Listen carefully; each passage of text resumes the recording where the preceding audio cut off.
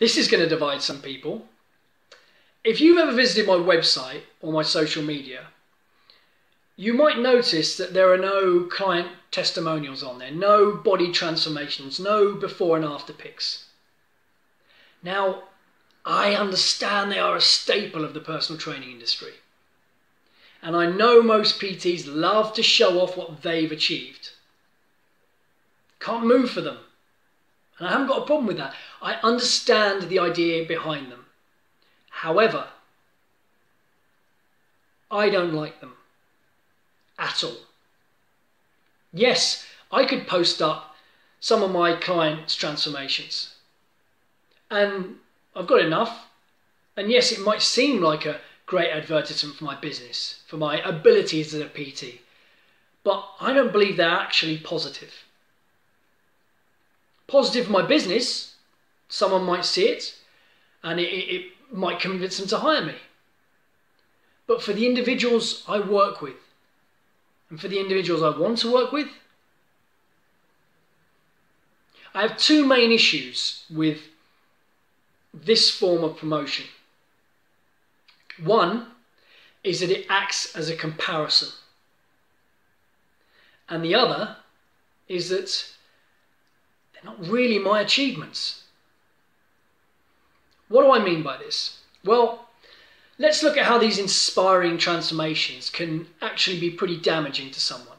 Now, what I will say is I will add that this goes beyond this type of advertising, extends to the likes of Facebook, Instagram, your social media, those topless people you follow. That person who's telling their story about how they lost 10 stone, it changed their lives. Thankfully, some of us are starting to realize how negative these things can actually be. You think it's inspiring you, and it may very well be at first. But the problem is you don't know anything about these people. Those of you that would be genuinely inspired by these are in the tiny minority. Most of you will, whether it's subconscious or not, compare yourselves, your lives, your progress to the carefully selected, often photoshopped snapshots of these people, their best moments. And the very moment that comparison becomes or feels negative to you, that's when the problem starts. So, post a transformation. My client has lost 5 stone in 6 months. You love it, and it inspires you to hire me. Now, more often than not, that's because you're going to expect the same or similar progress. But you have zero idea of the life this client was living. You don't really know their starting point. You don't know about their diet. You don't know about their lifestyle or job. You don't know what they're doing throughout the week. You only really know what I was doing with them, and you expect the same. If I'm honest, I don't really have a clue either. I have to trust what they say. I have to trust what they've told me. I have to trust that they're doing what I said. I've got no proof. I'm not monitoring them 24/7. So inevitably, as you're comparing yourself to someone else's number and you don't start to match up, you'll question why. You'll probably ignore the progress you've already made because it's not what you expected. I mean, you've lost a stone, but that's not 5 stone, is it? So you question what you're doing, you question what I'm doing, and likely you decide it's not worth it, it's too much for too little, or you're just not capable of reaching those goals.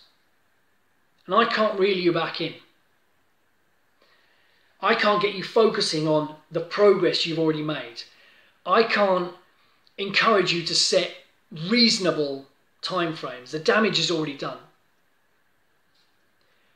It's not an inspiration. It's a comparison. Now, why do I say they're not my achievements? Well, They're not. It might be my advice, it might be my training, it might be my guidance, but you still have to walk the path. I can point you in the right direction. I can even hold your hand, but I can't walk for you. There are 168 hours in the week. So if I'm seeing you for one of those hours, that's about 0.6% of your week. 0.6%. Even if I'm seeing you for 2 hours, or there's an extra hour of follow-up, of online messaging, of phone calls, of checking up, that's still only 1.2% of your week. Your entire week. You're in control of the vast majority of your week. I'm not setting up CCTV or a headcam and monitoring every aspect of your life. Therefore, anything you actually achieve or you don't is up to you. If I say X and you don't X, there's not really a lot I can do. But I don't see many PTs posting about their failures, and believe me, we all have a few. If I say X and you Z, is your achievement really thanks to me? So why should I be taking credit for your successes? Really, that's largely down to you. That's down to your hard work. That's down to your diligence throughout the week. That's hopefully down to you listening to me. But you're still the one applying it to your lifestyle.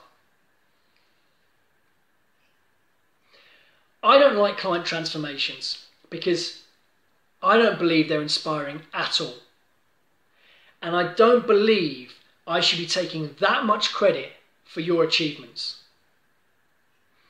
I'm glad to have helped. I'm glad you listened to me. I hope it's long lasting. I'm proud of you. But it's not my success. It's your success. Own it. Embrace it. I helped, but you did it. See you again next week for another entry.